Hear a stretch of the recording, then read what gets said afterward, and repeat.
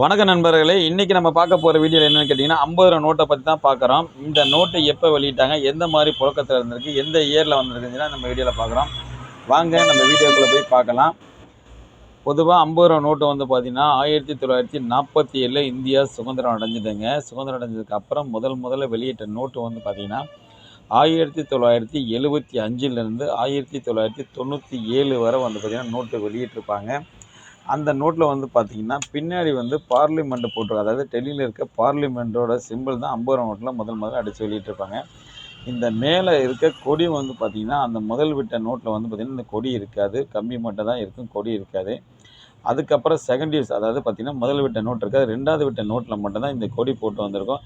இந்த நோட்டு எப்போ வெளியிட்டாங்கன்னா 1985லேருந்து 90 வரை இந்த 1000 மல்கோத்ராவோட கையெழுத்து போட்ட நோட்டு வெளியிட்டிருக்காங்க.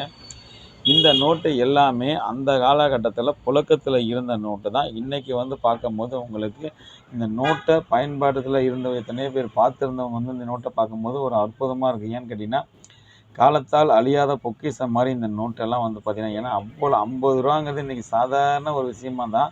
ஆனால் அந்த காலகட்டத்தில் இந்த 50 ரூபாய்க்கு எவ்வளோ ஒரு மதிப்பு இருந்துச்சு, எந்த அளவுக்கு இந்த நோட்டுக்கு முக்கியத்துவம் கொடுத்துருப்பாங்க தெரியுங்களா? இன்றைக்கி சர்வ சாதாரணமாக அந்த நோட்டை கையில் பிடிச்சிருக்கலாம். ஆனால் அன்னையோட காலகட்டத்தில் இந்த நோட்டுக்கு வந்து பார்த்திங்கன்னா அந்த அளவுக்கு உச்சக்கட்டத்தை மதிப்புது. ஆர்என் மல்கோத்ரா கையெழுத்து வந்து பார்த்திங்கன்னா ஆர்என் மல்கோத்ரா போட்டது. சீரியல் நம்பர் வந்து பார்த்திங்கன்னா 8CD 029684. அதாவது ஒரே ஆர்என் மல்கோத்ரா கையெழுத்து தான், ஒரே சிக்னேச்சர், ஒரே சீரியல் நம்பர் தான். கிட்டத்தட்ட பார்த்திங்கன்னா இந்த வீடியோவில் நோட்டு இருக்கிறது வந்து ஒரு 20 நோட்டு கொடுத்துருக்குங்க.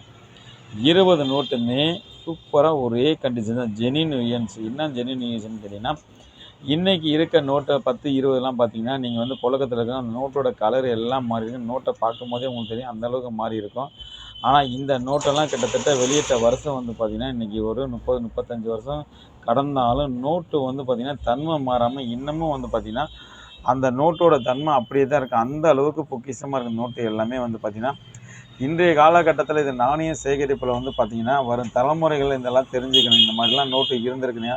ஏன்னா அடுத்த தலைமுறைக்கு இந்த நோட்டு இருக்கட்டும், இப்போ இருக்க நோட்டை அடுத்த தலைமுறைக்கு நம்ம வரும்னு சொல்ல முடியாது. ஏன்னா அந்த அளவுக்கு எல்லாமே வந்து பார்த்திங்கன்னா கடந்து போய்கிட்டுருக்கு. எதுவுமே நோட்டு கரன்சி பொறுத்தவரை வந்து பார்த்திங்கன்னா எதுவுமே கிடையாது. நாள் போக்கில் எல்லாமே வந்து பார்த்திங்கன்னா குறைஞ்சிட்டு வருது. நீங்கள் என்ன தான் அந்த நோட்டை இப்போ இருக்க நோட்டை பார்த்தீங்கன்னா கூட இந்த நோட்டு அளவுக்கு நம்ம வந்து பார்த்துருக்க முடியாது, பார்த்து யூஸ் பண்ணியிருக்க முடியாது. ஏன்னா அந்த அளவுக்கு இந்த நோட்டில் இருக்குது பாருங்கள். நோட்டை பார்க்கும் போதே உங்களுக்கு தெரியும் கம்பீரமாக இருக்குது பாருங்கள். ஒரு கையில் பிடிச்சிட்டிங்கனால நோட்டு வந்து கம்பீரமாக இருக்குது. சூப்பர் கண்டிஷனில் இந்த நோட்டு வந்து பார்த்திங்கன்னா இருக்குது. இதெல்லாம் வந்து இன்றைக்கி நாணய சேகரிப்பு கலெக்ஷனில் இருக்கவங்களுக்கு இந்த மாதிரி கண்டிஷன் நோட்டெலாம் பார்த்திங்கன்னா இன்றைக்கி ரொம்ப ரேர் வெரைட்டியில் தான் இருக்கேன்.